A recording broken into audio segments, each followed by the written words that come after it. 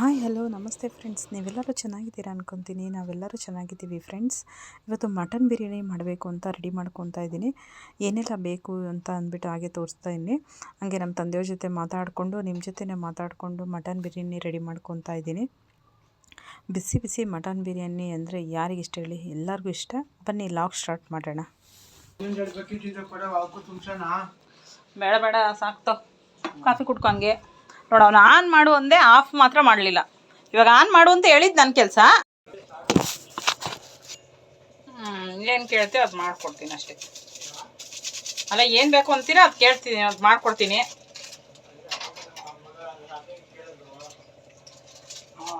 ಅವಳು ಬಿರಿಯಾನಿನೇ ಕೇಳೋದು. ಹೌದು, ಅದೇ ಅವಳನ್ನ ಕೇಳಿದ್ರೆ ಬಿರಿಯಾನಿ ಬೇಕು ಅಂತಾನೆ ಅನ್ನೋದು.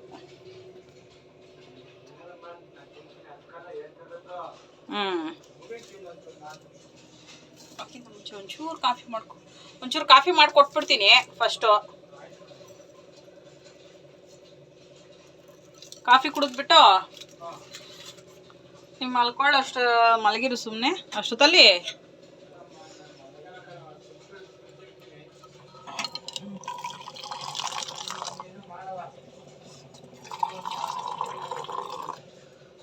ಸ್ಕೂಲಿಗೆ ಫೋನ್ ಮಾಡಿಬಿಟ್ಟು ಕೇಳ್ತೀನಿ, ನಮ್ಮನೇಲಿ ಮಟನ್ ಬಿರಿಯಾನಿ ಮಾಡ್ತಾಯಿದ್ದೀವಿ, ಮಟನ್ ಮಾಡಲಾ ಚಿಕನ್ ಮಾಡಲ, ಮಟನ್ ಬಿರಿಯಾನಿ ಮಾಡಲಾ ಮಟನ್ ಸಾಂಬಾರು ಮಾಡಲಾ ಅಂತ ಕೇಳ್ತೀನಿ ತಾಳು.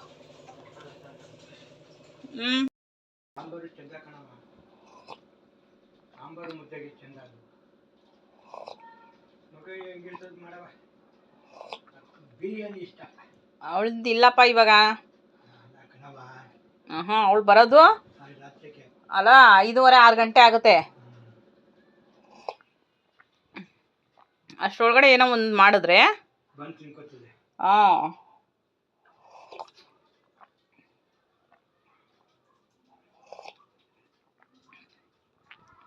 ಒಂದು ಸ್ವಲ್ಪ ಮಾಡಿದ್ರು ಸಾಕು. ಸ್ವಲ್ಪ ಅಂದರೆ ಎಷ್ಟು? ಮಟನ್ ಸಾಂಬಾರು ಮಾಡೋಣ. ಸ್ವಲ್ಪ ತ್ರಿವೇಣಿ ಅಂತ ಅದು ಮಾಡೋಣ ಅಂತ ಅಂದ್ಕೊಂಡಿದ್ದೆ.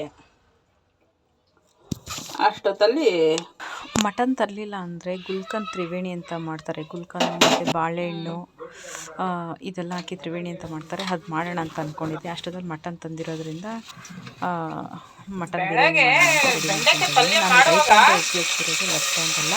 ಎಣ್ಣೆ ಹಾಕಿದ್ದೀನಿ, ರುಬ್ಬೋದಕ್ಕೆ ಏನೇನು ಹಾಕಿದ್ದೀನಿ ಅಂತ ಹೇಳ್ತಾ ಹೋಗ್ತೀನಿ. ಬನ್ನಿ ನಿಮ್ಮ ಜೊತೆ ಹಾಗೆ ಶೇರ್ ಮಾಡ್ಕೊತೀನಿ. ಎಣ್ಣೆ ಈರುಳ್ಳಿ ರೋಸ್ಟ್ ಆಗೋ ಅಷ್ಟೊತ್ತಲ್ಲಿ ಇದಕ್ಕೆ ಮಸಾಲೆನೂ ಕೂಡ ರುಬ್ಕೊಳ್ಳೋಣ. ಹಾಗೆ ಮಟನ್ ತೊಳೆದ್ಬಿಟ್ಟು ಮಟನ್ 2 ಸಲ ಚೆನ್ನಾಗಿ ತೊಳ್ಕೊಳ್ಳಿ. ನಾನಂತೂ ಅವ್ನು ತರುವಾಗ ಅಂಗಡಿಯಲ್ಲಿ ಹೇಳ್ದ, ತುಂಬ ಚೆನ್ನಾಗಿದೆ ಅಕ್ಕ ಮಟನ್ ಅಂತೂ, ನೀವೇನು ಇದು ಮಾಡೋಂಗೆ ಇಲ್ಲ ಅಕ್ಕ, ಅಷ್ಟು ಚೆನ್ನಾಗಿದೆ ಅಂತ ಹೇಳಿದ್ದಾನೆ. ಅದು ಹೆಂಗಾಗುತ್ತೋ ಗೊತ್ತಿಲ್ಲ, ನೋಡೋಣ. ಒಂದೊಂದು ಸಲ ಮಟನ್ ಚೆನ್ನಾಗಿರಲ್ವಲ್ಲ ಫ್ರೆಂಡ್ಸ್, ಅದಕ್ಕೆ ಬೇಜಾರು. ಅವನಿಗೆ ಹೇಳೋದು ಸಲ ತುಂಬ ಚೆನ್ನಾಗಿದೆ ಅಕ್ಕ ಮಟನು, ನೀವೇನೋ ಇದ್ದೇ ಮಾಡಬೇಡಿ, ಅಷ್ಟು ಚೆನ್ನಾಗಿದೆ ಮಟನು ಅಂತ ಹೇಳಿ ಕೊಟ್ಟಿದ್ದಾನೆ.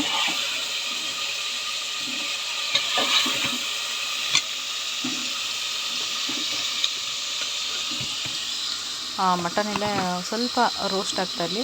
ಅದಕ್ಕೆ ಒಂದು ಸ್ವಲ್ಪ ಉಪ್ಪು ಹಾಕ್ಬಿಟ್ಟು ಮತ್ತು ಸ್ವಲ್ಪ ಅರಿಶಿನ ಪುಡಿ ಹಾಕ್ಬಿಡೋಣ. ಅದು ಕ್ಯಾಮ್ರಾ ಯಾಕೋ ಫ್ರೆಂಡ್ಸ್ ತುಂಬ ಬ್ರೈಟ್ನೆಸ್ ಜಾಸ್ತಿ ಬರುತ್ತೆ, ಹಂಗಾಗಿ ಅದೊಂದು ಬೇಜಾರಾಗ್ಬಿಟ್ಟಿದೆ. ಹೊಸದೇ ಫೋನ್ ನೋಡಿದ್ರೆ ಅದು ನೋಡಿದ್ರೆ ಆ ಥರ ತುಂಬ ಬ್ರೈಟ್ನೆಸ್ ಇದೆ. ಈ ಕಡೆ ಮೊಟ್ಟೆ ಕೂಡ ಬೇಯೋಕ್ಕಿಟ್ಟಿದ್ದೀನಿ.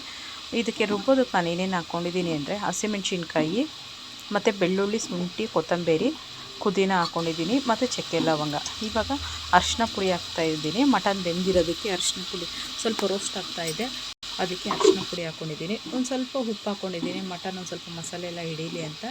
ಅಂದರೆ ಜಾಸ್ತಿ ಮಸಾಲೆ ಹಾಕಲ್ಲ ಫ್ರೆಂಡ್ಸ್, ನನಗೆ ಮಸಾಲೆ ಅಂದರೆ ಅಷ್ಟೊಂದು ಇಷ್ಟ ಆಗೋಲ್ಲ. ಗರಂ ಮಸಾಲ ಹಾಕ್ತಾಯಿದ್ದೀನಿ.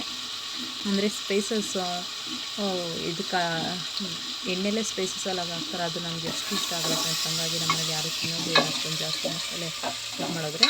ಗರಂ ಮಸಾಲ, ಸ್ವಲ್ಪ ಜೀರಿಗೆ ಪುಡಿ, ಸ್ವಲ್ಪ ಧನಿಯಾ ಪುಡಿ, ಒಂದು ಸ್ವಲ್ಪ ಚಿಲ್ಲಿ ಪೌಡ್ರು ಎಲ್ಲ ಒಂದೊಂದು. ಧನಿಯಾ ಪುಡಿ ಅರ್ಧ ಸ್ಪೂನ್ ಹಾಕಿ, ಚಿಲ್ಲಿ ಪೌಡ್ರು 1 ಸ್ಪೂನ್ ಹಾಕಿದ್ದೀನಿ. ರುಬ್ಬೋದಕ್ಕೆ ಹಸಿಮೆಣ್ಸಿನ್ಕಾಯಿ, ಬೆಳ್ಳುಳ್ಳಿ, ಶುಂಠಿ, ಚಕ್ಕೆ, ಲವಂಗ, ಕೊತ್ತಂಬರಿ, ಪುದೀನ ಇಷ್ಟನ್ನು ರುಬ್ಬಿಟ್ಟು ಪೇಸ್ಟ್ ಮಾಡಿ ಅದನ್ನು ಕೂಡ ಹಾಕ್ಕೊತಾ ಇದ್ದೀನಿ ಫ್ರೆಂಡ್ಸ್. ಇದು ಬ್ರೈಟ್ನೆಸ್ಸಿಂದಲೇ ನನಗೆ ಅದು ಸ್ವಲ್ಪ ವೀಡಿಯೋ ಸರಿಯಾಗಿ ಬರಲಿಲ್ಲ, ಹಾಗಾಗಿ ಅದನ್ನು ಎಡಿಟ್ ಮಾಡಿಬಿಟ್ಟೆ.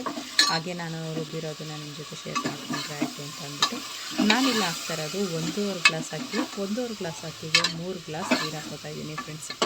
ಸಾಕು, ನಮ್ಮ ಮನೇಲಿ 1.5 ಗ್ಲಾಸ್ ಅಕ್ಕಿ ಹಾಕಿದ್ರೆ 1 ಟೈಮ್ಗೆ, ಅಂದರೆ ಮಟನು ನಾವು 2 ಟೈಮ್ಗೆ ಅಂತ ತಂದಿರೋದು. ಸ್ವಲ್ಪ ಬಿರಿಯಾನಿ, ಸ್ವಲ್ಪ ಮಟನ್ ಸಾಂಬಾರು, ಮುದ್ದೆ ಮಾಡಬೇಕು ಅನ್ನೋ ಉದ್ದೇಶಕ್ಕೆ ನಾನಿಲ್ಲಿ ನಿಮಗೆ ಬಿರಿಯಾನಿ ಅಷ್ಟೇ ವೀಡಿಯೋ ಶೇರ್ ಮಾಡ್ಕೊತಿರೋದು. ಹಾಗೆ 1 ಟೊಮೊಟೊ ಹಾಕ್ಕೊಳ್ರಿ. ನಾನು ಒಂದೇ ಟೊಮೊಟೊ ಹಾಕ್ಕೊಂಡಿದ್ದೀನಿ. ಮಟನ್ಗೆ ಜಾಸ್ತಿ, ಮಟನ್ ಚಿಕನ್ ಜಾಸ್ತಿ ಟೊಮೊಟೊ ಹಾಕಿದ್ರೆ ಟೇಸ್ಟ್ ಇರೋಲ್ಲ. ಒಬ್ಬೊಬ್ಬರು ನಿಮ್ಮ ಅನಿಸಿಕೆ ನೀವು ಎಷ್ಟು ಬೇಕಾದ್ರೂ ಹಾಕೋಬೋದು.